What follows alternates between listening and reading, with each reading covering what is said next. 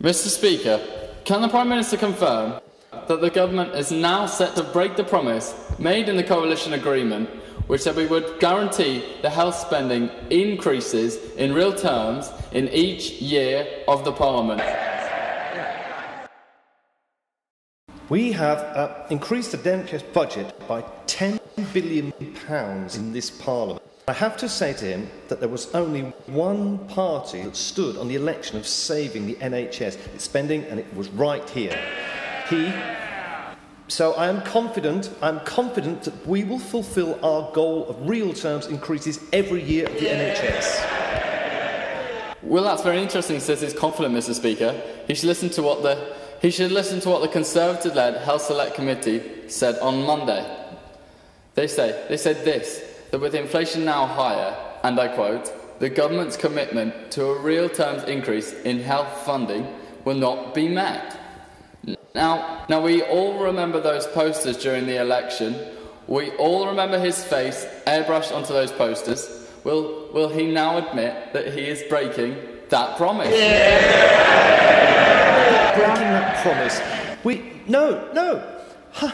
We want to see NHS spending increase by more than inflation every year. And let me just be clear. Who supports this policy? The Shadow Chancellor said this, and it's not vague, it's pretty clear. When asked his right to protect NHS spending, he said there is no logic, sense or rationality to it at all. So that's it. Let's be clear. On this side of the House, we want real terms increases in health spending to make sure that we improve the health of our nation. The party opposite is committed to cutting the NHS. Mr. Speaker, I know he's good at the broad brush and he's good at the airbrush and he doesn't do detail, but he should read the report. He should read the report. He should read the report which says health service spending will be cut next year in real terms. Now, let me turn to his next broken promise on the NHS. He pledged, and the coalition agreement says, we will stop top-down reorganisation of the NHS that have gone in the way of patient care.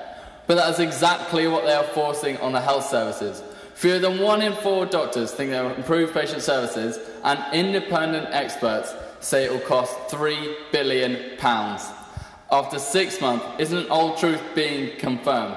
When it comes to NHS, you can't trust the Tories. There are moments when I think I'm up against Basil Brush.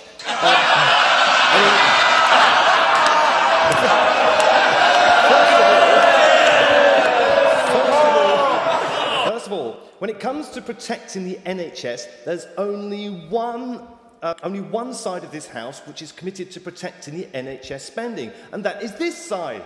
Right, now we can come on to reforming the NHS. We are not reorganising the bureaucracy of the NHS. We are cutting and abolishing the bureaucracy of the NHS. Because we are making a 45% saving in the bureaucracy of the NHS that is going to save £1.9 billion. And because we're increasing the spending of the NHS, that money will be going into hospitals and beds and nurses and doctors. All of those things would be cut if it was up to the party opposite. They don't have a commitment to maintaining NHS spending. Mr. Speaker, he's breaking his promise and he doesn't want to admit it. What does he want to do? He wants to leave it to the back end of the pantomime horse, the Deputy Prime Minister, to break the promises. It's time the front end of the pantomime horse took some responsibility. Now, I want to ask him about another broken promise. The broken promise on educational maintenance allowances. No. Why doesn't he go a couple of miles away from here? I know he doesn't talk to students, only those in China. Why doesn't he go a couple of miles away from here to Southwark College and talk to the students and the teachers there? No. Oh, come on. The business teacher there wrote to me and said this. I would have thought they'd want to listen to the fate of students and young people up and down this country. I see the benefit the educational maintenance allowance provides for many of my learners. I see how they struggle to pay for transport, books and other essentials. How can we expect them to aspire to a better life if we deny them the means to do so? Well, if the honourable gentleman wants to talk pantomime, I'm afraid it won't be long before he's thinking, look behind you.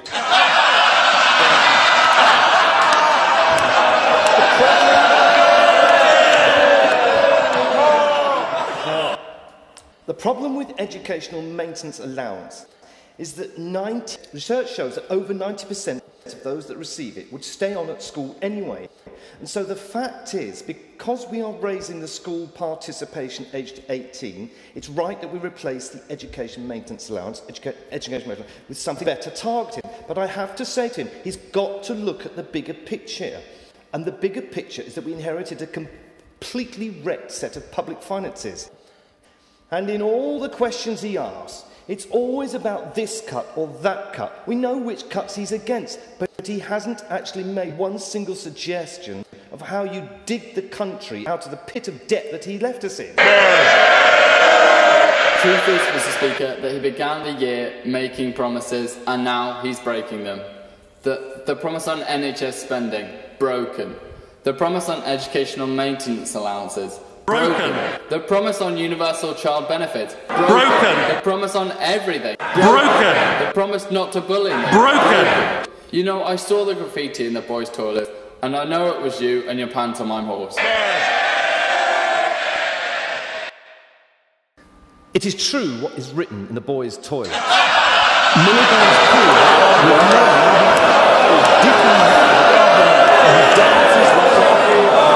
he has ended the set with just I suppose in Labour terms, that's what passes for being progress. We're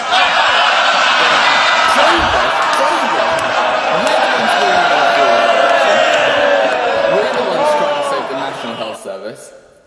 Will you now admit you're in fact a bully and regressive? That just is not true. What? No. You're the closet homosexual who cannot even satisfy his own wife. That's just not true, Mr. Speaker. I can satisfy my own wife, and I'm not a homosexual. Everything he says are lies and bullshit.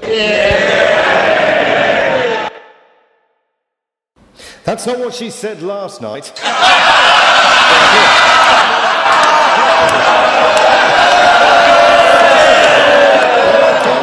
I was bigger and better, and she let me do it from the side and behind.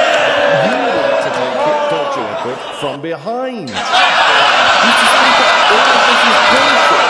This is your New Year's resolution for 2012 to keep all of the lies you make at bay. Order! There's far too much noise in this chamber. It makes a order! First of all, I'm not gay, and he's never slept with my wife. What does he want to do? He wants to push me around and belittle all my respect on issues nothing to do with politics. He's a bully.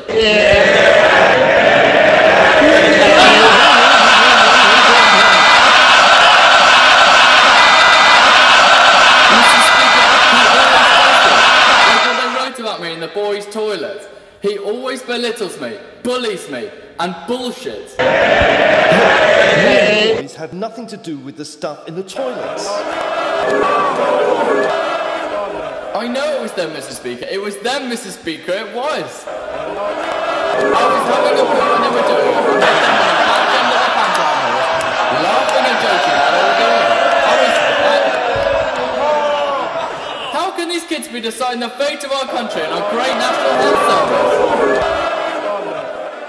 Oh, just sit down, idiot. This is what I'm going for. Knobhead. Mr. Speaker, isn't just me. He plays and bullshits to everyone. Satisfy her own husband. You're a miserable pipsqueaker that McDonald's! You're take that finger away!